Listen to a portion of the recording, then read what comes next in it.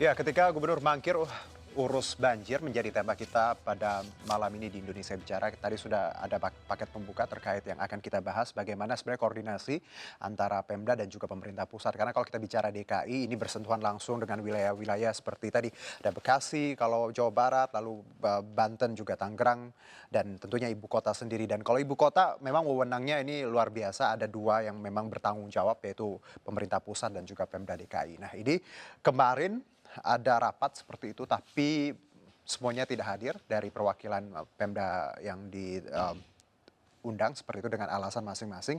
Kita akan coba gali insight dari pakar yang sudah hadir malam ini untuk Indonesia Bicara dan kita sapa dulu langsung yang di tengah ini ada anggota Komisi 5 DPR RI, ini fraksi PKB, Ibu Marhama Zulfa. Apa kabar Ibu? Baik, Terima selamat kasih. malam. Ikut rapat dong kemarin. Iya. Ya, kecewa nggak?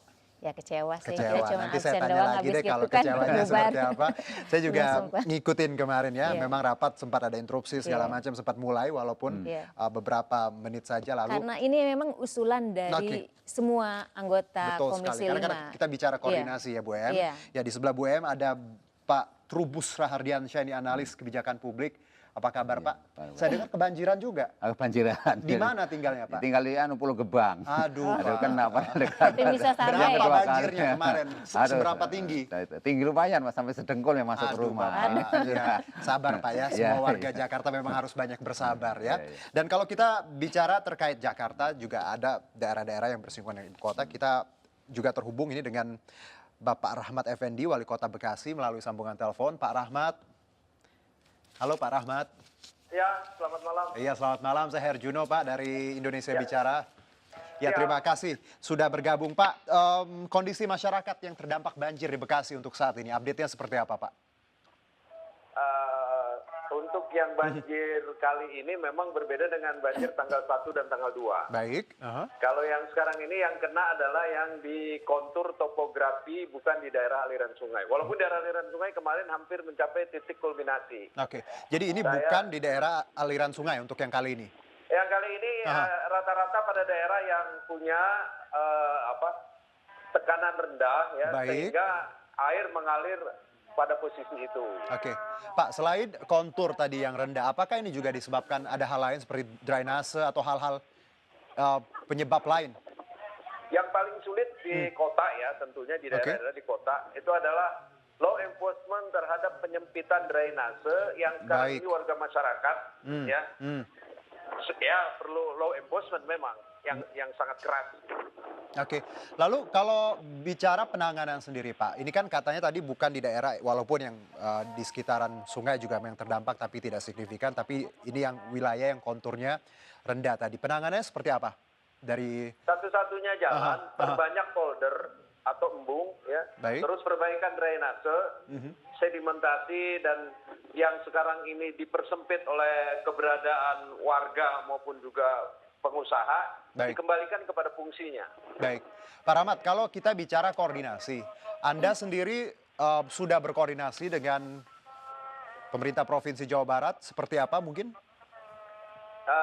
Secara hierarkis memang kita koordinasi dengan Jawa Barat. Baik, Tetapi berkenaan dengan siapa yang bertanggung jawab, kami terus melakukan sinkronisasi dengan Balai Besar Ciliwung Cisadane. Nah, Baik. inilah yang sedang kita petakan ya. Mudah-mudahan 1-2 tahun ini ada penambahan beberapa polder yang minimal mengurangi persentasi dari sebuah banjir yang ada di kontur atau di topografi itu. kalau dengan DKI Pak, ada komunikasi seperti apa Pak?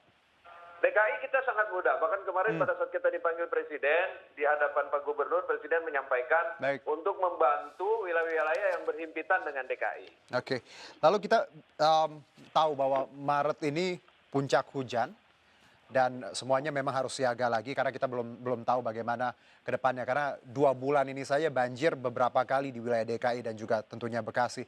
Nah, antisipasi ke depan short term saja Pak. Mungkin kalau long term tadi pembangunan memang masih akan it takes time. Tapi untuk jangka pendeknya seperti apa untuk kawasan Bekasi dan sekitarnya?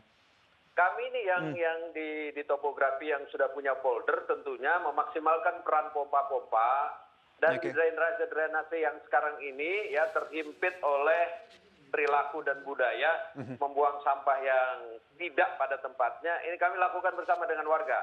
Baik. Jadi sampai dengan bulan Maret ini terus kita lakukan seperti itu. Oke, Pak, kalau ada kritikan bagaimana tiap-tiap wilayah, baik itu DKI, Jawa Barat, Bekasi, dan tadi Banten, kurang ada koordinasi. Seperti kemarin ada rapat di Komisi 5, ya masing-masing pimpinan tidak bisa hadir dengan alasan masing-masing. Mungkin Anda punya sedikit insight soal ini, Pak? Kalau tidak salah kemarin yang diundang itu Sekda dengan Kepala Bapeda, gitu, Ya. tidak Kepala Daerah. Oke. Ya. Tapi kalau kepala daerah itu diundang oleh presiden, diundang oleh gubernur, diundang oleh kementerian. Oke. Saya selalu menghadiri kegiatan-kegiatan Baik. itu, bahkan bisa memetakan Iya. sejauh mana ya kemantapan dalam koordinasi itu untuk memaksimalkan peran masing-masing daerah. Oke, nah kalau yang Anda sebutkan, Anda bertemu dengan Pak Jokowi berarti di 9 Januari ya, yang di Istana? Iya, Oke. yang pada saat sore itu. Aha, yang ada dari Lebak juga, Banten, dan juga 3 gubernur. Betul. Oke. Iya, iya. Kalau dari situ Pak, kan kalau kita tahu bahwa memang banyak sekali yang bisa diperbaiki dari koordinasi. Pesan dari Pak Jokowi sendiri dan hasil dari rapat di 9 Januari, itu seperti apa sih Pak sebenarnya? Presiden meminta sinergitas itu, persoalan banjir di suatu wilayah tidak bisa diselesaikan oleh wilayah itu sendiri. Baik, baik. Ada DKI, ada gubernur provinsi, dan ada kementerian. Betul. Nah, sinergitas yang ingin dibangun oleh Pak Presiden itu mengingatkan kita pada sebuah kerja bersama. Oke, Karena kita ini satu kesatuan. betul. Kalau kita lihat Jakarta banjir, Bekasi banjir, kan secara nasional juga kan nanti akan menjadi image yang tidak baik. Oleh karena itu, rasanya di daerah kami nih, dengan Gubernur DKI, dengan Jawa Barat, bahkan dengan kementerian, hanya memang butuh waktu. Saya jelaskan. Ya. Kali Bekasi itu, Kementerian PU sudah menganggarkan sekitar 4 triliun. Tapi butuh waktu 3 tahun perjalanannya. Oke. Nah ini kan memakan waktu dan ya berusaha untuk bersabar. Karena persoalan akut ini tidak bisa kita selesaikan dalam sekejap. Betul. Baik. Jadi memang tadi sudah dianggarkan, sudah disusun semuanya, tapi it takes time, lagi-lagi 3 tahun seperti itu ya Pak ya? Harus seperti itu, Oke. kalau tidak bisa. Karena Baik. waktu itulah yang akan menyelesaikan. Pak Rahmat, mungkin satu sebelum saya tutup teleponnya, apa yang ingin Anda sampaikan untuk warga terdampak di Bekasi? Yang pertama tentunya kami bersama Wakil Wali Kota masih belum mampu memerankan mengurangi persoalan banjir. Baik. Karena memang kami banjir ini ada 46 titik di Kota Bekasi. 46 titik. Dan elevasinya hanya 27 meter di atas permukaan laut. Penduduk kami 2,7 juta. Jadi pemanfaatan dan pengendalian ruang ini harus betul-betul seimbang. Karena jumlah penduduk yang besar tentunya memakan area, catchment water yang dulu ada sekarang sudah berubah menjadi perumahan, berubah menjadi yang vertikal, berubah menjadi perusahaan. Inilah yang sekarang terus ya, Baik. bahwa ruang terbuka hijau 30% itu harus terus kita maksimalkan untuk polder-polder dan tempat-tempat RTH untuk menjaga sirkulasi alam ya tentunya untuk sebagai penampung air. Baik. Pak Rahmat, kita kerja bareng ya, warga Jakarta, DKI, semuanya pemerintah harus berkoordinasi, saling bersinergi. Karena ya isi Jakarta juga sebagian warga Bekasi yang kerja di Jakarta ya Pak ya? 60% warga kami ke Jakarta. Baik, saya juga punya banyak teman saudara di Bekasi Pak. Jadi memang ya tadi kalau Jakarta lumpuh ya Bekasi juga harus tadi diperbaiki juga ya Pak ya. Siap, Pak Rahmat, siap. terima kasih atas waktunya, selamat bekerja. Terima kasih. Ya, Ya, sama-sama, terima kasih. Mas Yuri. Lalu ya, kita lanjutkan pemirsa. Tadi kita sudah terhubung ya, Bu Em dan juga Pak Trubus menarik insight dari Wali Kota Bekasi. Mereka sama tadi, kerjasama, koordinasi yang ditekankan. Karena it takes time, butuh tidak ya singkat, ada tahunan di sini yang prosesnya. Kalau saya ke Bu Em dulu, kita bicara koordinasi. Kemarin dibatalkan, kecewa. Kenapa kecewa? Iya, karena memang kita tuh melihat banjir ini kayak sudah menjadi tradisi tahunan gitu Oke. kan.